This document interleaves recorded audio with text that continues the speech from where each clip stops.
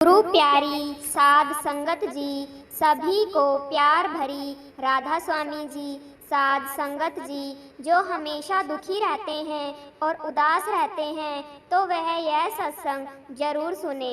संगत जी, सबकी जिंदगी दुखों से भरी पड़ी है।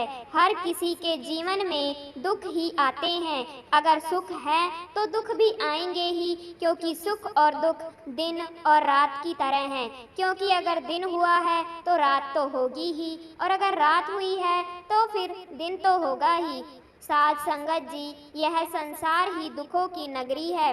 इसीलिए आज हम आपको इस सत्संग में बताने की कोशिश करेंगे कि इस संसार में इतने दुख क्यों हैं। साध संगत जी, एक बार सतगुरु जी सत्संग फरमा रहे थे और सत्संग चल रहा था, तो उस सत्संग के अंदर एक महात्मा जी आए और सतगुरु जी उस समय सत्संग फरमा रहे थे। आप जी फरमा रहे थे कि किस तरह हमारा जीवन दुखों से घिरा हुआ है, इसके बारे में वह सभी संगत को समझा रहे थे। और फिर जब सत्संग खत्म हो गया तो वह महात्मा जी संत जी के पास आए और संत जी से कहने लगे कि गुरु नानक महाराज ने जो शब्द कहे हैं, नानक दुखिया सब संसार, यह अति उपमा अलंकार है। जैसे कि हम कह देते हैं कि तुम्हारे दांत इतने चमक रहे हैं जैसे कि कीमती मोती चमक रहे हैं। नानक दुखिया सब संसार, ऐसे कैसे हो सकता है? क्या कहीं भी कोई सुख नहीं है, कोई खुशी नहीं है? और वह कहने लगे कि जो शब्द कहे गए तो यह सच नहीं है। और फिर यह सुनकर संत सतगुरु जी कहने लगे, नानक दुखिया सब संसार है, महापुरुष आप ज्ञानी हैं। तो यह सुनकर वह महात्मा जी कहने लगे कि इसीलिए ही तो मैं यह कह रहा हूँ कि यह जो शब्द है नानक दुखिया सब संसार, तो यह सच नहीं है। और आपने जो 2 घंटे का सत्संग इस विषय पर फरमाया है तो वह व्यर्थ है, उसका कोई अर्थ नहीं है। तो फिर संत सतगुरु जी ने उस महात्मा की सारी बात सुन ली, मगर उन्होंने इस बात का बुरा नहीं माना कि उन्होंने उन्हें कुछ कहा, मगर उनको इस बात का बुरा लगा कि उन्होंने सतगुरु नानक देव जी महाराज की वाणी को गलत ठहराया है। और फिर उसके बाद संत सतगुरु जी बोले कि मैं तो अभी भी यही कह रहा हूँ कि जो शब्द सतगुरु नानक महाराज जी ने कहे हैं, नानक दुखिया सब संसार, तो यह अति उपमा अलंकार नहीं है, वह बिल्कुल सत्य है। क्योंकि अति उपमा अलंकार तो कल्पना होती है, और अगर आप सही हैं तो गुरु वाणी तो कल्पना हो जाएगी। और फिर यह सुनकर वह महात्मा जी बोले, यह तुम्हारे गुरु नानक देव जी पर श्रद्धा है जो तुमसे यह वचन करवा रही है। और वह कहने लगे कि कल मैं इस बात को साबित कर दूंगा कि गुरु नानक ने जो यह शब्द कहे हैं तो वह गलत हैं, और आपकी जुबान भी यह कबूल कर लेगी कि जो मैं कह रहा हूँ तो वही सत्य है। क्योंकि ऐसा बिल्कुल नहीं है कि संसार में सुख नहीं है। फिर यह सुनकर संत सतगुरु जी कहने लगे कि चलो ठीक है, जैसा आप कहें, परंतु जहाँ तक मेरा मानना है कि गुरु नानक जी ने जो वचन कहे हैं तो वह बिल्कुल सत्य है, आप उनको गलत साबित नहीं कर सकते। यह सुनकर महात्मा जी कहने लगे, यह तो कल पता चलेगा कौन सी बात सही है और कौन सी गलत है, इसलिए कल मिलते हैं प्रमाण के साथ। और फिर वह महात्मा हंसते हुए ऐसे हंसे कि जैसे कि वह उन पर कटाक्ष कस रहे हो, वहां से चले गए और सतगुरु को भी चिंता में डाल गए। और संत सतगुरु जी सोचने लगे कि पता नहीं कल मुझे यह क्या दिखाएगा, कहीं मैं कुछ ज्यादा तो नहीं बोल गया हूँ। और फिर संत सतगुरु जी सारी रात इसी के बारे में सोचते रहे और उनको सारी रात नींद नहीं आई। और फिर जब सुबह हुई तो सतगुरु जी ने संगत को गुरबाणी सुनाई और सत्संग किया। और फिर 1 घंटा बीत गया। फिर 1 घंटे के बाद संत सतगुरु जी को वह महात्मा जी आते हुए दिखाई दिए और उनके हाथों में एक गुलाब का गुलदस्ता भी दिखाई दिया। तो फिर यह देखकर सतगुरु जी सोचने लग गए कि महात्मा जी श्री गुरु ग्रंथ साहिब जी के प्रति श्रद्धा तो पूरी रखते हैं, इसीलिए तो वह गुरु ग्रंथ साहिब जी को भेंट करने के लिए साथ में गुलाब का गुलदस्ता लेकर आ रहे हैं। और फिर उन महात्मा जी ने श्री गुरु ग्रंथ साहिब जी के आगे माथा टेका, मगर वह गुलाब का गुलदस्ता गुरु ग्रंथ साहिब जी के आगे अर्पित नहीं किया और फिर वह उस गुलदस्ते को लेकर एक कोने में बैठ गए। और फिर जब सत्संग समाप्त हुआ तो फिर वह महात्मा कहने लगे, सतगुरु जी, मेरे हाथ में यह फूलों का गुलदस्ता है, तो क्या वह आपको दिखाई दे रहा है? फिर संत सतगुरु जी नम्रता सहित कहने लगे, उस अकाल पुरख की परमात्मा की मेहर है, दया है, बख्शिश है कि आंखों में रोशनी है। और हाँ, मुझे बिल्कुल साफ साफ आपके हाथों में फूलों का गुलदस्ता दिखाई दे रहा है। और फिर यह सुनकर महात्मा जी कहने लगे, अगर आपको यह फूलों का गुलदस्ता दिखाई दे रहा है और इसमें फूल दिखाई दे रहे हैं, तो फिर आपको इनका हंसना भी दिखाई दे रहा होगा, इनकी मुस्कुराहट भी दिखाई दे रही होगी, और इनका सपना भी दिखाई दे रहा होगा, और इनका खिलना भी दिखाई दे रहा होगा। इतने हाथों के होते हुए, इतनी खुशी के होते हुए, तो क्या यह कहना सही लगता है कि नानक दुखिया सब संसार? इसलिए मैंने कहा था कि यह कथन हर जगह सही नहीं बैठ सकता, यह अति उपमा अलंकार है। और फिर यह सुनकर संत सतगुरु जी का मन हल्का हुआ और उन्होंने कहा, आपका बहुत बहुत धन्यवाद जो आपने मुझे इस हाथ से घड़े के दर्शन करवाए, और आपने जैसा कहा था वैसा किया। और बस आप ऐसा करें कि इस गुलाब के गुलदस्ते को 12 घंटों के लिए यहाँ पर छोड़ जाएं, और फिर बाकी की चर्चा इस गुलाब के गुलदस्ते के बारे में हम 12 घंटों के बाद ही करेंगे।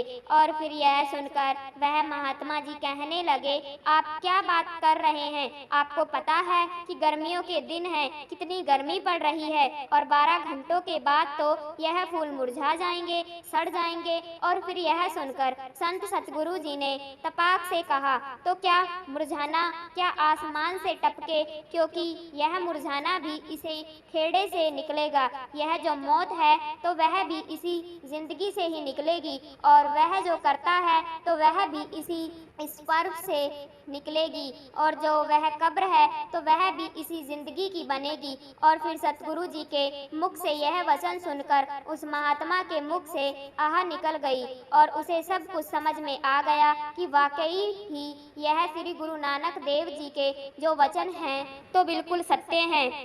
और फिर वह संत सतगुरु जी से कहने लगे, हे सतगुरु जी, मैं श्री गुरु नानक देव जी महाराज के कथन को कबूल करता हूँ और इनके खिलाफ बोले गए अपने शब्दों को वापस लेता हूँ, और मैं अपनी इस करनी के लिए बहुत शर्मिंदा हूँ। नानक दुखिया सब संसार, साध संगत जी, मूर्ख का दुखी होना कुदरती है, लेकिन समझदार भी दुखी है। जैसे गरीब का दुखी होना स्वाभाविक है, मगर देख लो अमीर भी दुखी है। इसलिए संत महापुरुष फरमाते हैं कि निर्धन लोग इतने दुखी नहीं हैं, गरीब लोग इतने दुखी नहीं हैं जितने कि धनवान दुखी हैं, अमीर दुखी हैं। इसलिए निर्धन इतना दुखी नहीं जितना धनवान दुखी है, और मूर्ख इतना दुखी नहीं जितना समझदार दुखी है। मूर्ख इतना दुखी नहीं क्योंकि उसे नहीं पता कि क्या सही है और क्या गलत है, उसे नहीं पता कि उसने क्या गलती की है, लेकिन समझदार अपनी गलती को समझ जाता है और वह दुखी होता है।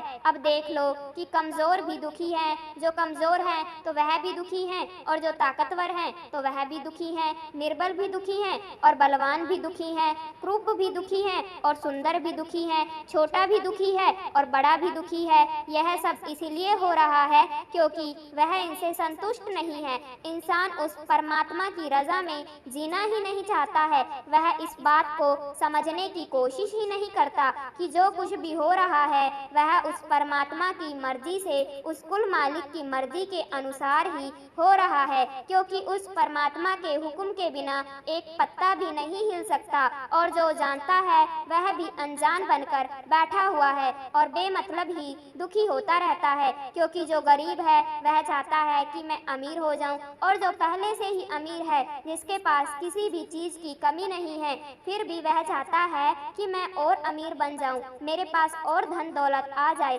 और मैं और बहुत ज्यादा अमीर व्यक्ति बन जाऊं, और जो दुर्बल है वह चाहता है कि मैं ताकतवर बन जाऊं, और जो पहले से ही ताकतवर है वह और ताकतवर बनना चाहता है, खूब सुंदर दिखना चाहता है, और जो पहले से ही सुंदर है वह और अधिक सुंदर दिखना चाहता है। नानक दुखिया सब संसार, क्योंकि इस इंसान को चाहे जितना भी मिल जाए मगर इसकी ख्वाहिशें कभी पूरी नहीं होती है, यह कभी संतुष्ट होता ही नहीं है। और जब इंसान को दुख आते हैं तो फिर यह उस परमात्मा को याद करता रहता है कि हे परमात्मा, मुझे ही इतने दुख क्यों दे रहे हो? क्या मैंने इतने बुरे कर्म किए हैं जो आप मुझे इतने दुख दे रहे हैं? बार बार परमात्मा को दोष देता रहता है। और जब सुखी होता है, जब जीवन में सुख आते हैं, तो यह कभी भूलकर भी उस कुल मालिक परमात्मा को याद नहीं करता है, क्योंकि यह इंसान बहुत मतलबी है। जैसे जब किसी का मतलब निकल जाता है तो वह उस इंसान को भूल जाता है जिसकी वजह से उसका काम पूरा हुआ था, तो इसी तरह यह इंसान उस इंसान को भूल जाता है जिसकी वजह से उसका काम पूरा हुआ था। तो इसी तरह यह इंसान भी मतलबी है। इसलिए कबीर साहिब जी फरमाते हैं, दुख में सिमरन सब करे, सुख में करे न कोई, जो सुख में सिमरन करे तो दुख काहे को होए। आप जी फरमा रहे हैं कि हे इंसान, तू जब दुखी होता है, जब तुझे दुख आते हैं, तो तू उस परमात्मा को याद करता है, उसका सिमरन करता है, उसकी भक्ति करता है, उसको तरह तरह से रिझाने की कोशिश करता है।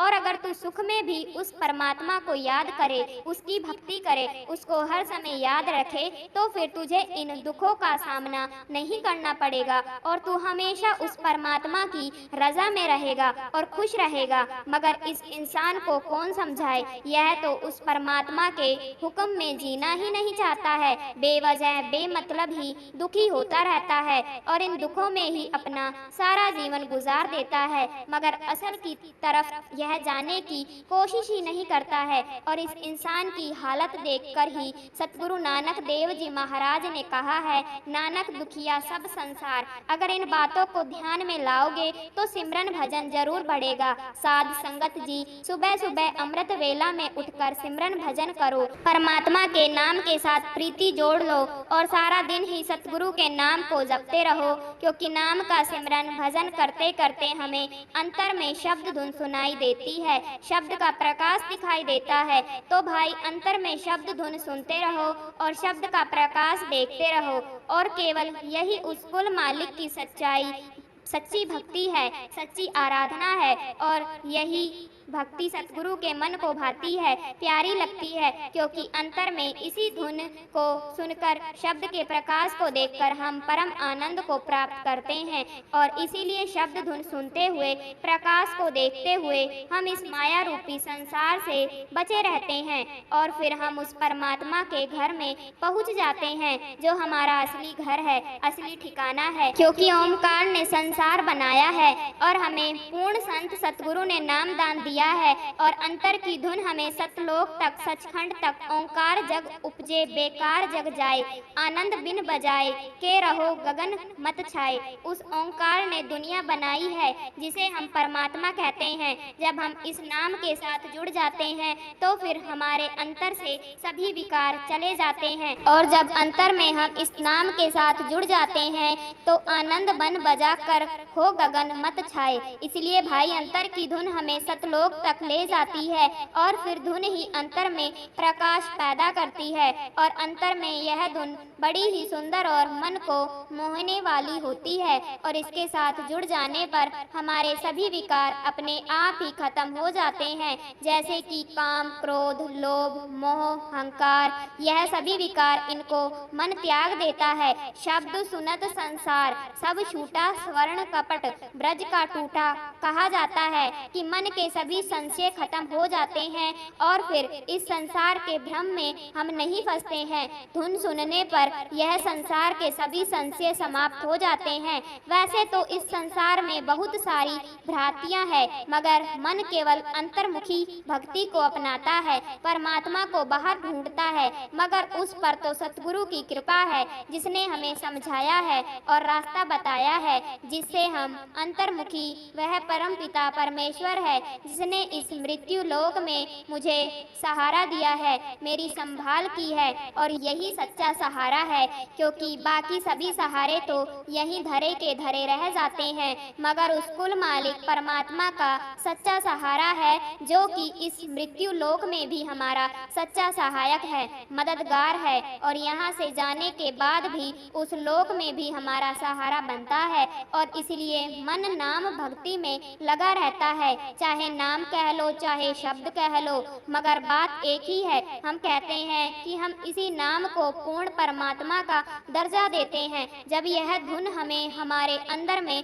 सुनाई देती है तो फिर यह धुन हमें तरह तरह से सुनाई देती है। फिर जिसकी जैसी भावना होती है उसे यह धुन उसी तरह सुनाई देती है। जैसे कभी यह बांसुरी की आवाज़ में सुनाई देती है, कभी यह वीणा का रूप ले लेती है, और कभी शंख के रूप में सुनाई देती है, कभी कभी बादलों की गर्जना में सुनाई देती है। इसीलिए तरह तरह से यह शब्द धुन हमें सुनाई देती है, और तरह तरह से ही हमारे अंतर में शब्द का प्रकाश पैदा होता है, और इसको सुनने के बाद हमारी सांसारिक प्यास बुझ जाती है। क्योंकि वैसे तो हम सारी जिंदगी ही इस दुनियादारी में गुजार देते हैं, यह इकट्ठा कर लिया वह इकट्ठा कर लिया, मगर फिर भी हमारी प्यास नहीं बुझती है। मगर नाम का सिमरन करने से, सतगुरु को अपने साथ जोड़ने से सांसारिक प्यास बुझ जाती है।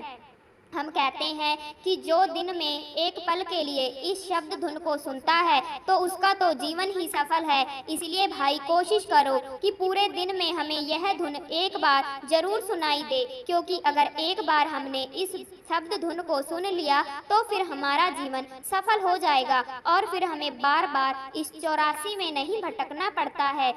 हम जन्म मरण से हमेशा हमेशा के लिए मुक्त हो जाते हैं। दुनियादारी के दुखों से हम मुक्त हो जाते हैं, और इस दुनियादारी में केवल वही उलझे हुए हैं जिन्होंने यह शब्द धुन अभी तक सुनी नहीं है। नामधारी हैं, नामदान मिले हुए भी काफ़ी समय हो गया है, मगर अभी तक शब्द धुन नहीं सुनाई दी और ना ही शब्द का प्रकाश दिखाई दिया। तो भाई इसका साफ साफ यही मतलब है कि हम अभी तक गुरु भक्ति, नाम भक्ति सही तरीके से नहीं कर रहे हैं, और अभी हमारी आत्मा इस मन की गुलाम है, और इन इंद्रियों ने मन का साथ किया हुआ है। इसलिए हमें बार बार इस संसार का ध्यान आता रहता है। इसलिए बात को समझो और इस संसार से झूठी आशा को त्याग दो, और पूरी तरह से सतगुरु के हो जाओ। सतगुरु को सौंप दो और गुरु नाम को अपनाओ। गुरु के नाम की भजन बंदगी करो, फिर तो हमें दिन में एक बार यह शब्द धुन सुनाई जरूर देगी, और फिर जिस दिन सुनाई दे जाएगी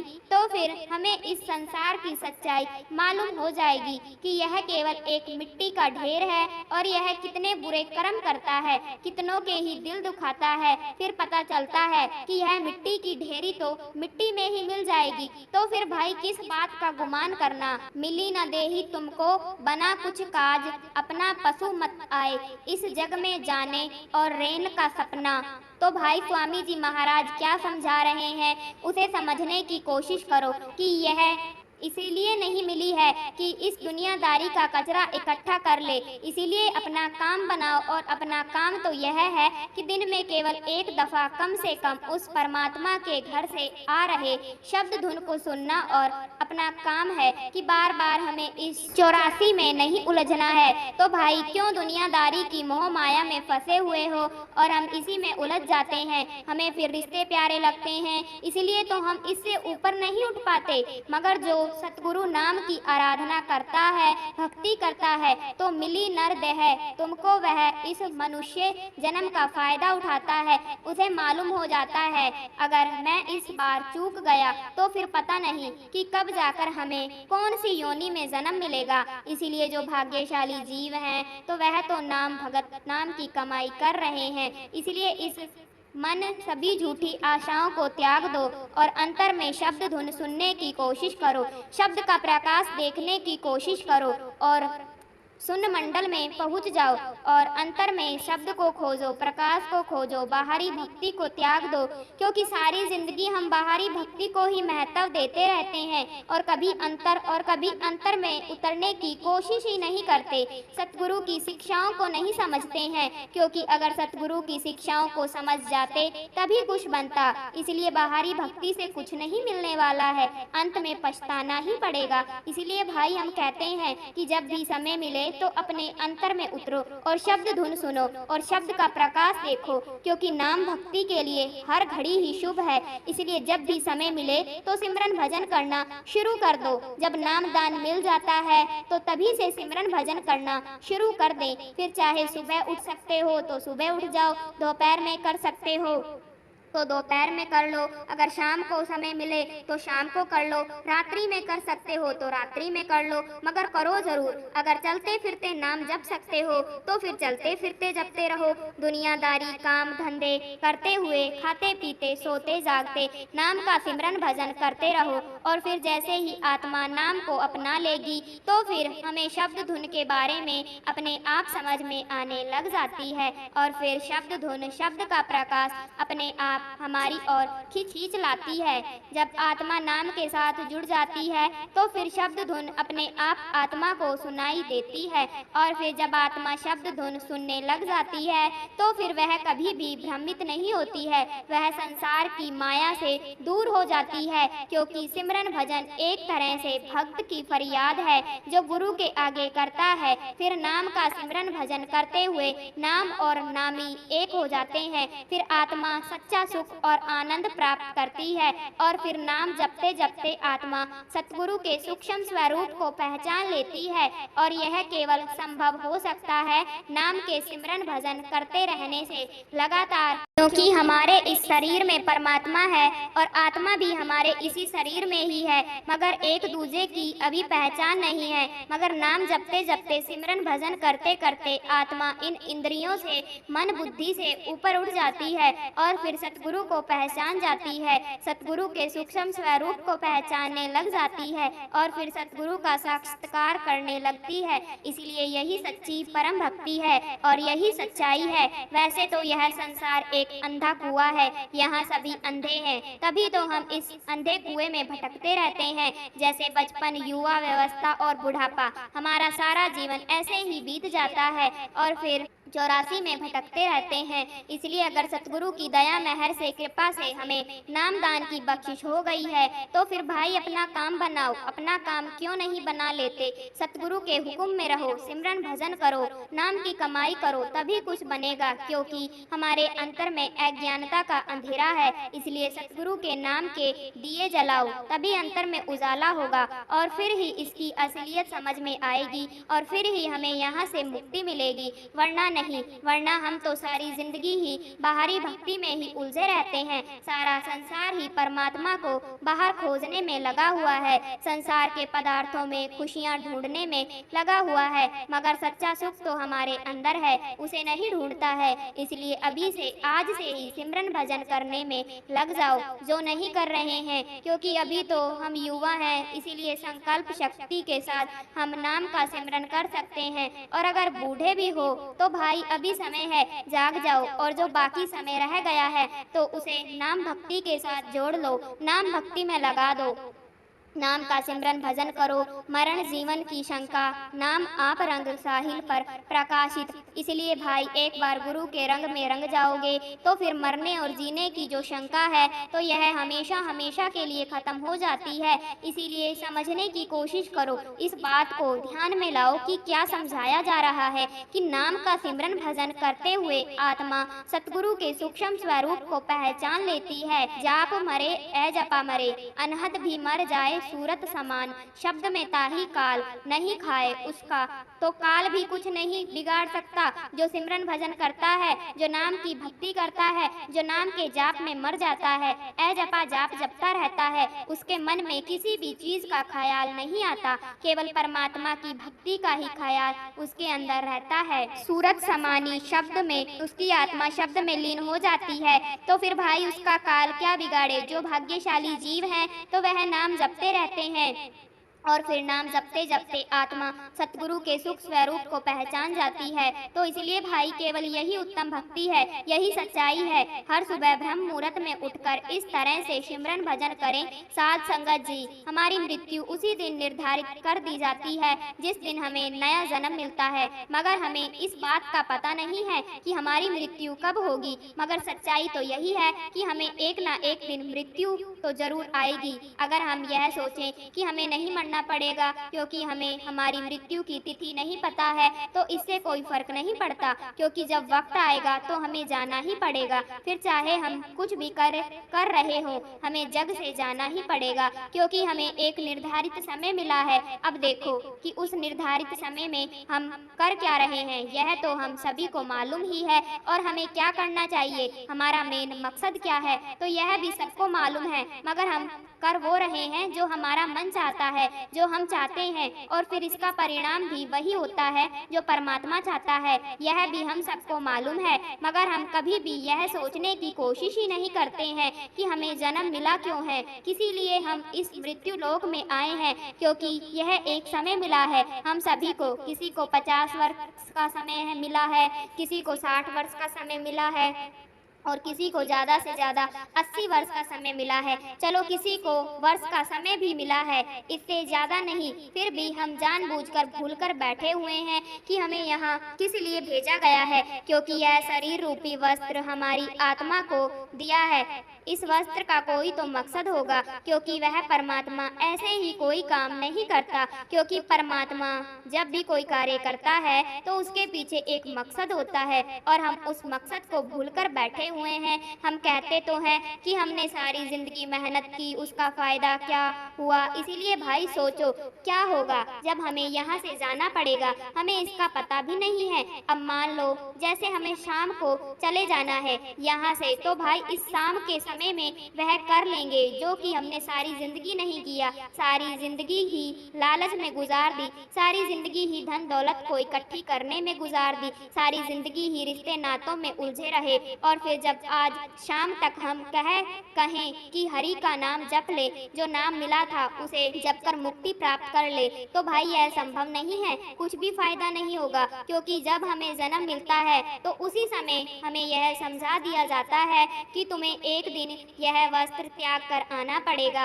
और आत्मा तो कुछ किंतु परंतु नहीं करती, मगर मन करता है, और मन तो आज भी कर रहा है। अब उस समय जो हमारे रिश्ते नाते हैं तो वह रोते बिलखते रहते हैं, मगर उनकी कुछ भी नहीं सुनी जाती, और केवल मन की सुनी जाती है, जो मन हमें सारी जिंदगी ही सुनाता है। तो भाई उस समय तो उस मन की भी नहीं सुनी जाती, तो भाई हमारे रिश्ते नातों की क्या हस्ती है। अब जब एक आत्मा इस शरीर से निकल जाती है तो फिर कौन बच्चा, कौन पत्नी, कौन से रिश्ते नाते, सब धन दौलत यहीं पर धरे के धरे रह जाते हैं। केवल खाली हाथ ही जाना पड़ता है, यह सभी जानते हैं, मगर उसके बाद भी गठरी बांध रहे हैं, जैसे कि साथ लेकर चले जाएंगे। और सोचते हैं कि जो घर बनाया है तो उससे पता नहीं कितनी ही जिंदगी, कितनी जन्मों तक यहाँ रहेगा।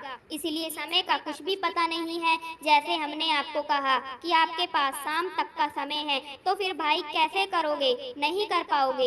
एक तरह से तो हमने जुआ खेला है और अपनी सारी पूंजी हार गए, और वह पूंजी क्या है, सांसों की पूंजी, यही हमने खो दी है। जो समय हमें मिला था परमात्मा की भक्ति करने के लिए, जिससे कि हमारी आत्मा बार बार इस 84 लाख जूनियों के चक्कर में ना फंसे, तो भाई वह सब कुछ तो हम भूल गए हैं। और कर क्या रहे हैं, हम वही करने लग गए जो अब हम कर रहे हैं। अब देखो कोई व्यक्ति ऐसा नहीं है कि जो उस परमात्मा के बारे में सोचे, उस परमात्मा को याद करे। परमात्मा को तो हम थोड़ा सा याद करते हैं, और वह भी जब हमें कोई दुख तकलीफ आती है तब याद करते हैं। इसीलिए भाई जो चीज़ परमात्मा की है तो वह ठीक है, एक दिन परमात्मा के पास चली जाएगी, क्योंकि जिस दिन हमारी मृत्यु होती है तो उस दिन ही हमारा जन्म भी निर्धारित कर दिया जाता है। इस रहस्य को अभी तक कोई जान नहीं पाया है। और यह परमात्मा का ऐसा रहस्य है कि जिसने सारे संसार को भरमा रखा है। पूरी दुनिया, पूरा संसार इसी भ्रम में जी रहा है कि पता नहीं वह कब तक यहाँ जिएगा। तो भाई, जो हमें जन्म मिला है तो उसका अंत होना भी निश्चित है, क्योंकि यह शरीर केवल एक मिट्टी है और इसे एक ना एक दिन मिट्टी में ही मिल जाना है। इसीलिए शरीर की कोई हस्ती नहीं है, फिर चाहे इसे कितना भी संवार लो, मगर एक ना एक दिन इसका अंत होना ही है। और देख लो, फिर भी हम इस शरीर के लिए कितना अहंकार करते हैं, जिसे हम नित्य सवार सजाते हैं, लोगों से लड़ाई झगड़ा करते हैं। हम सच्चाई को समझने की कोशिश ही नहीं करते, क्योंकि सच्चाई तो केवल यही है कि हमें एक दिन एक निर्धारित समय पर यहाँ से जाना ही पड़ेगा। अब जो भाग्यशाली जीव हैं, जो समझते हैं इस शरीर की हकीकत को, तो वह चाहते हैं कि यहाँ से जाने से पहले इस जन्म का पूरा फायदा उठा ले और इस कलयुग में केवल पूर्ण संत सतगुरु से नाम दान की प्राप्ति होने पर ही, उस नाम का सिमरन भजन करने पर ही हम इस जीवन की असल सच्चाई को समझ सकते हैं। अब देखो कि सारी जिंदगी ही व्यक्ति दुनियादारी के काम धंधों में उलझा रहता है। जैसे कोई दुकानदार है, कोई दफ्तर में काम कर रहा है, कोई सरकारी नौकरी कर रहा है, मतलब कि कोई भी काम कर रहा है, मगर एक ना एक दिन यहाँ से चले जाते हैं और फिर सब कुछ ही पड़ा रह जाता है। अब यह कोई नई बात तो नहीं है कि जिसका आपको पता ना हो। आपके साथ भी आपके परिवार में ऐसा हुआ होगा और हमने देखा भी है। तो भाई, क्या हम यहाँ हमेशा बैठे रहेंगे? क्योंकि भाई, कोई भी नहीं बैठा रहेगा। इस दुनिया में राम गए और रावण गए, जहाँ को वह परिवार कहना कि कुछ थे नहीं। सपने जो संसार है, यह सब सपने से ज्यादा कुछ भी नहीं है। अब देखो कि रावण, जिसका कितना बड़ा परिवार था, कुटुंब कबीला था, और महाराज श्री रामचंद्र, जिनके बारे में सभी जानते हैं, कथाएं कही जाती है, इन सभी को भी यहाँ से जाना पड़ा था। तो भाई, हमें समझना चाहिए, जब यह ही नहीं रहे तो हम क्या रहेंगे? और फिर भी हमारी आंखें नहीं खुलती है। हम तो यही सोचते हैं ना कि यह तो उनके साथ हुआ है, हमारे साथ नहीं होगा। तो भाई, यह तो सभी के साथ होगा और होके रहेगा। हम तो यही सोचते हैं कि हमसे तो कोई पाप हुआ नहीं है, मगर भाई, हम तो इतने पापी हैं, जब पापों का हिसाब किताब देने की बारी आती है तो फिर थर थर कांपते हैं। इसलिए अगर हम चाहते हैं कि हमें इसी जन्म में मुक्ति मिल जाए, हम इसी जन्म में मुक्त हो जाएं, इसी जन्म में हम मुक्ति हासिल कर लें, और फिर पता नहीं कि आगे हमें मनुष्य जन्म मिले या ना मिले, तो फिर भाई हम क्या सोच रहे हैं? हमें वक्त के संत सतगुरु की खोज करने की जरूरत है। सतगुरु खोजो, प्यारी जगत में दुर्लभ रतन यही, क्योंकि पूरे सतगुरु सुजान है, वह नाम के वाकिफ का है। इसलिए ऐसे संत सतगुरु की खोज करो, क्योंकि बिना गुरु के इस मार्ग पर नहीं चला जा सकता है, क्योंकि गुरु इस मार्ग से वाकिफ हैं। उन्हें पता है कि शरीर अलग है और आत्मा अलग है, और यह शरीर तब तक है जब तक आत्मा है। आत्मा के जाने के बाद यह शरीर मिट्टी है। इसलिए संत महात्मा हमें शरीर की नहीं, आत्मा की कदर करने के लिए कहते हैं। वह तो कहते हैं कि आत्मा को जानो, हमारी आत्मा सोई हुई है और मन के तांबे में है, और इस मन की कैद से केवल पूर्ण संत सतगुरु उसे छुड़ाने के लिए नाम दान देते हैं, और हमसे नाम दान की कमाई कराकर सोई हुई आत्मा को जगाते हैं।